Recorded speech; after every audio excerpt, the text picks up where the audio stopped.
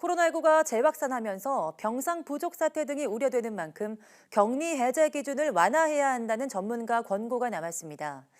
코로나19는 발병 후 며칠이 지나면 전염력이 낮아지기 때문에 장기 격리가 불필요하다는 건데요.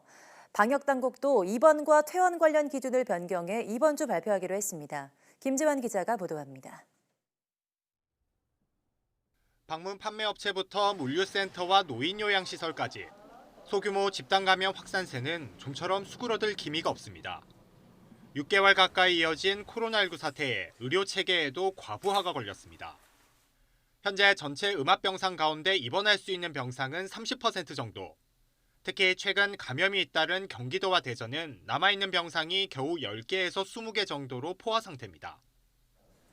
결국 전문가들은 격리 해제 기준을 완화해 확진자의 입퇴원 시기를 바꾸자고 제안했습니다.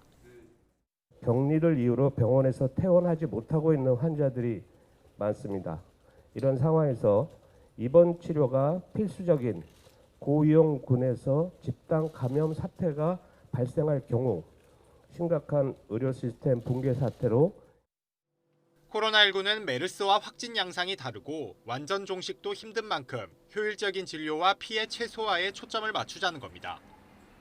전문가들은 우선 당뇨병과 치매 환자 등 고위험군들을 먼저 입원시켜야 한다고 강조했습니다. 또 첫 증상 후 일주일 동안 50세 미만 성인이 별다른 증상이 없으면 자택이나 생활치료센터로 격리할 것을 권고했습니다.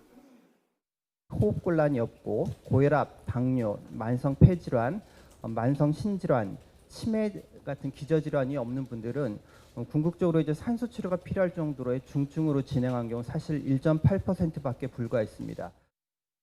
환자의 증상이 사라지면 두 차례 PCR, 즉 유전자 증폭 검사를 해 모두 음성이 나와야만 격리를 해제하는 조건도 바꿔야 한다고 권고했습니다.